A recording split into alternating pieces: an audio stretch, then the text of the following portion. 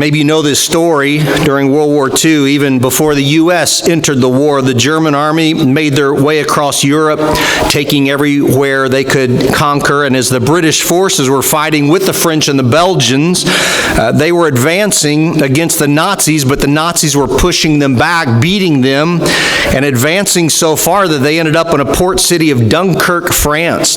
The ocean behind them, the German army in front of them with nowhere to go, and the burning city of Dunkirk all around them. It's May 24th, 1940, and it's a make it or break it moment.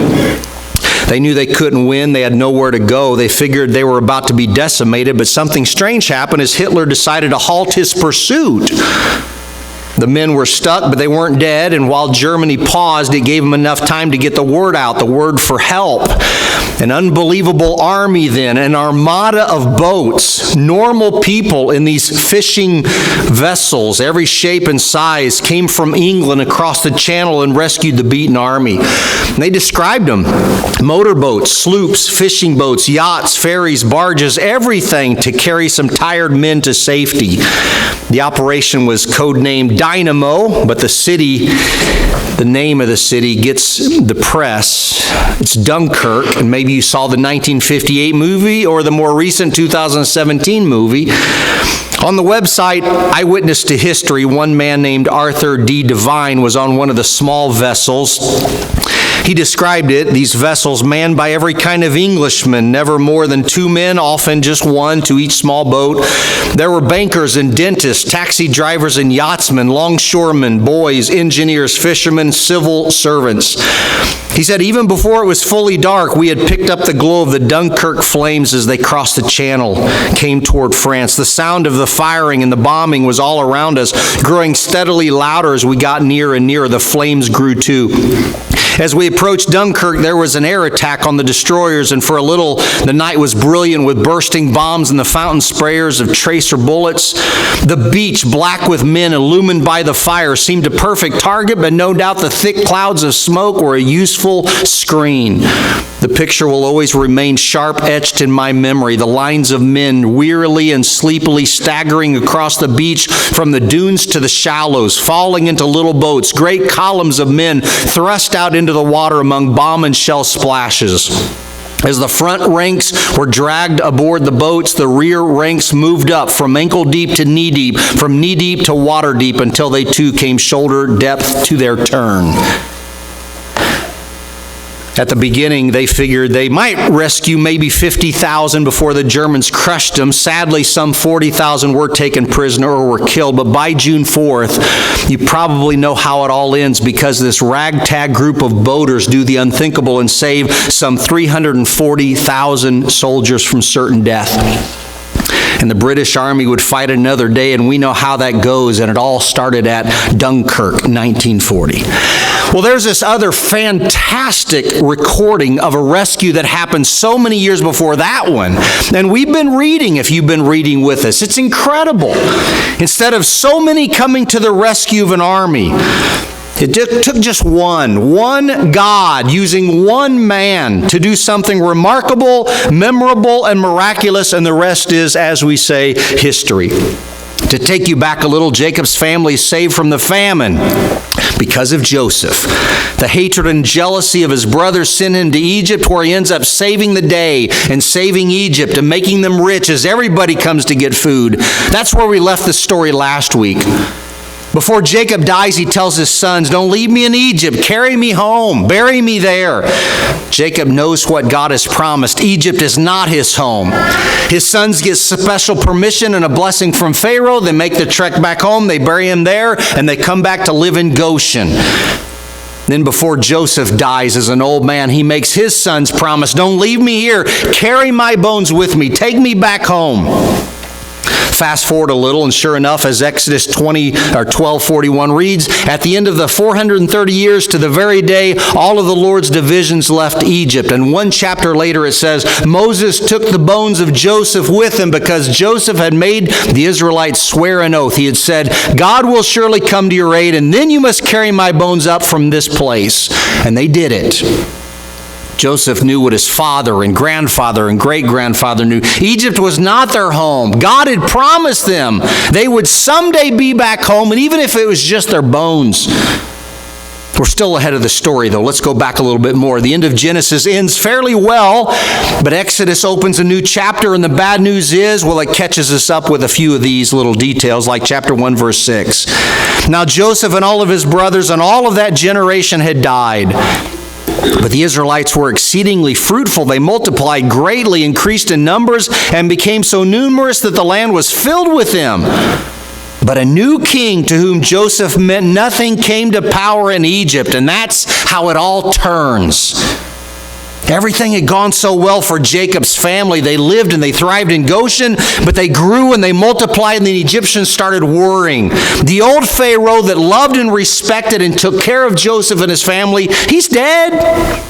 Here comes a new one. He knows nothing of Joseph, cares nothing for the people, and starts playing the what-if game. What if the Israelites grow too large? What if they choose to fight? What if they take sides with the enemy? What if they decide just to leave?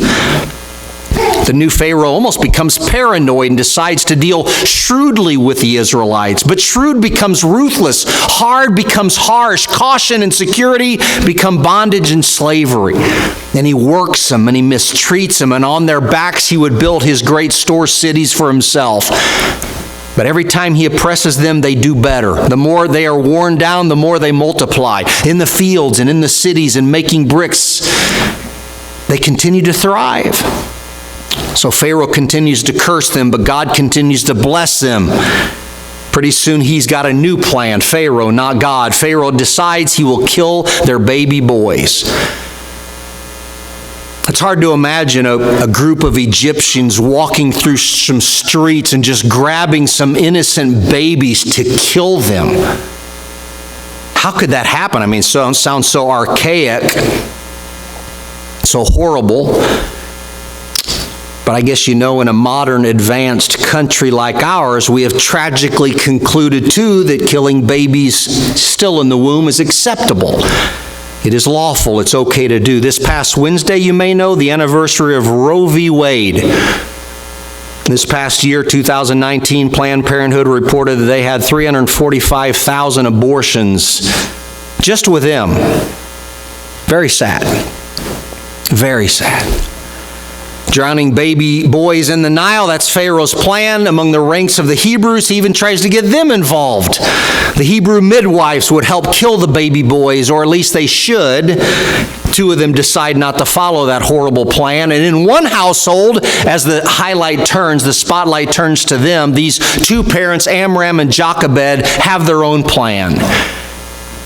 I don't know if you know how it worked, but it worked great. If you read it, you see it. It's amazing. I wonder if they knew that they were working with God's plan. They were working to save one child, but God was working to save a whole group of people. He had big plans for a little boy. Don't you wonder about that?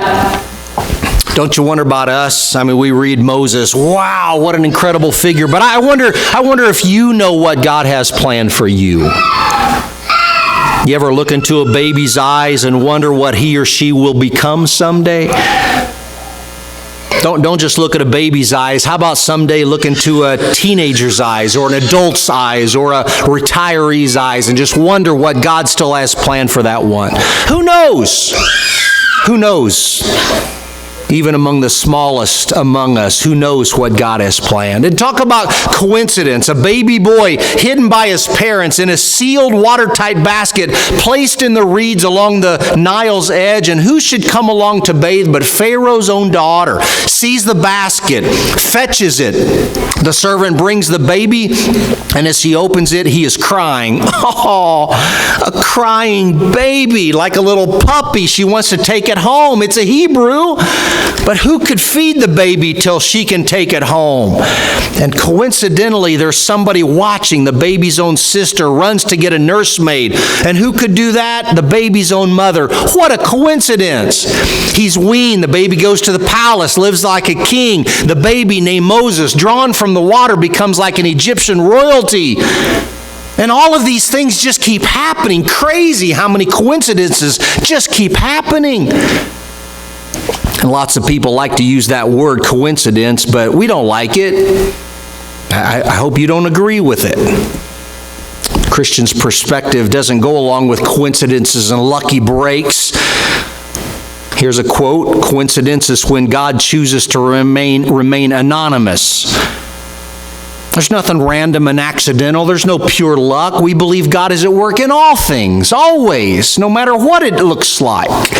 Always working to accomplish His purposes, and I hope you believe it and look for it and explain it like that and trust it that He's doing it. We don't know what the days were like for Moses in the palace, but at some point he becomes tired of watching them treat his people so harshly. And one day he takes matters into his own hands, kills a man, an Egyptian who's being hard on an Israelite, buries him in the sand, and figures, who's going to tell? The Israelite? As it turns out, that must have happened or something like it, because pretty soon he sees two Hebrews talking and trying to hurt each other or arguing and complaining. And he confronts them. "Why are you hitting him? Who made you ruler and judge over us?" the man replies. "You thinking about killing me as you killed the Egyptian?" And he knows it's known. It's almost a glimpse into Moses' character, that little story, right? Fighting for his people, and a glimpse into his future, trying to help the people as they rebuff him. He tries to help them and they frustrate him. He runs for his life, goes to Midian, meets a good man with a good family. Jethro would become his father-in-law as Moses starts his family and tends to sheep, and maybe would enjoy those days out there growing old, and maybe one day dreaming of dying out there with his sheep. But that's not God's plan. So in a burning bush, he meets him. God speaks and Moses listens. Can't hardly believe what he's hearing. "Go lead my people out of Egypt." What? Me? God has to prove himself. He has to convince him, this unwilling messenger, of the job God has created him to do. And maybe that sounds familiar for us. God trying to whisper or shout or shake or remind, "I have made you for something." Calling us to do something while he convinces us we are convincing him he's got the wrong person.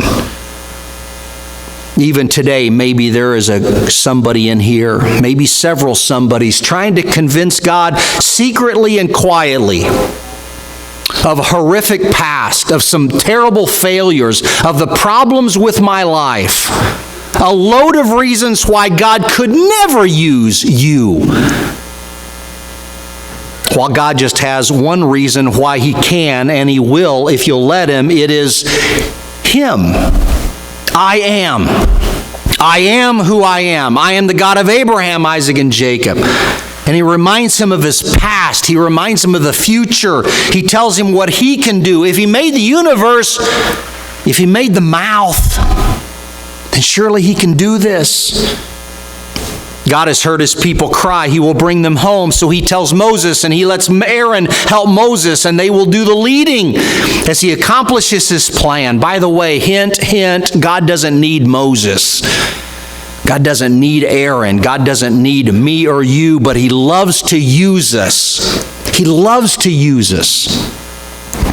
What God does with Moses is incredible. And you know the story, I assume. If you don't, read it. It's fantastic. First, a burning bush that burns but doesn't burn up. Then a staff that becomes a snake and back to a staff. A hand that becomes leprous and it's whole again. And then he gets to Egypt and the staff does something incredible with the snakes, and water turns to blood, and frogs and gnats and flies and pestilence and boils and more. And it all ends in death.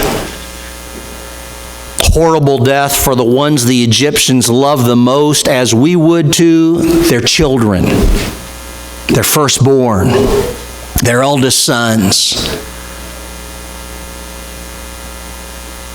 And with just some simple wine and some unleavened bread and some roasted lamb, God will remind his people what he has done and what he is doing and what he will do. Because from that moment on, with every meal, they should remember that God has saved them. what He has saved them from and what He is saving them for. And by the way, Jesus points to that as He is in that upper room using that same meal to remind another generation of what He is doing. So we today may have thought of Egypt or Canaan or an upper room, but hopefully you this morning with just a little bread and just a little juice have considered the greatest rescue of all. The greatest Passover in all of history, where God did not He did not deliver death to us. He delivered us from death at the cross, forgiving us and redeeming us. A few things to consider about this whole story.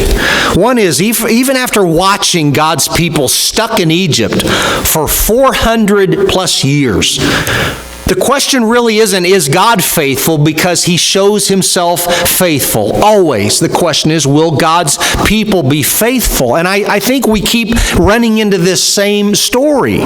Different stories, but same subject.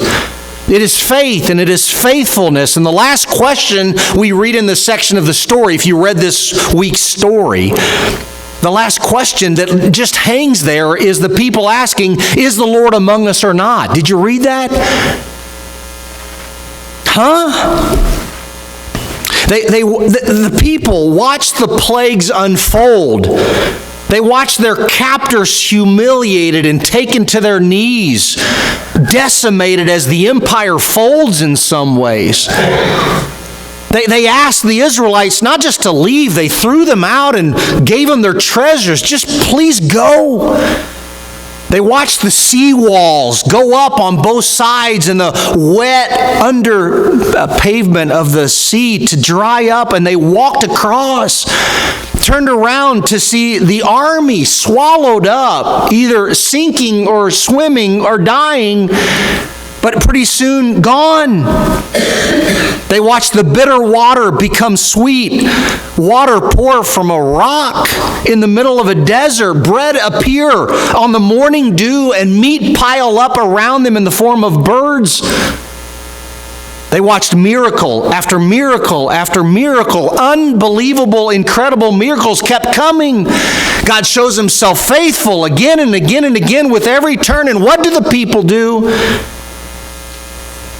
They wonder if God is with them or not. They question if He even cared.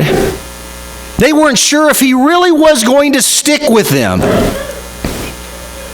And lest we be too hard on them, we have before us the incredible story, the account from the beginning to the end of how God has been active, powerful, loving and kind, gracious and merciful, how He has done so much for them and for us.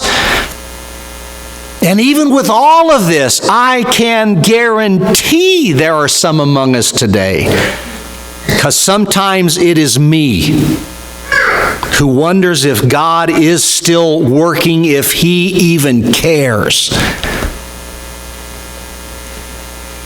Another thing to remember, none of this takes God by surprise. He's working. He's not shocked by the things that happen in history. He doesn't switch plans midstream and say, we got to get a different plan. That one didn't work.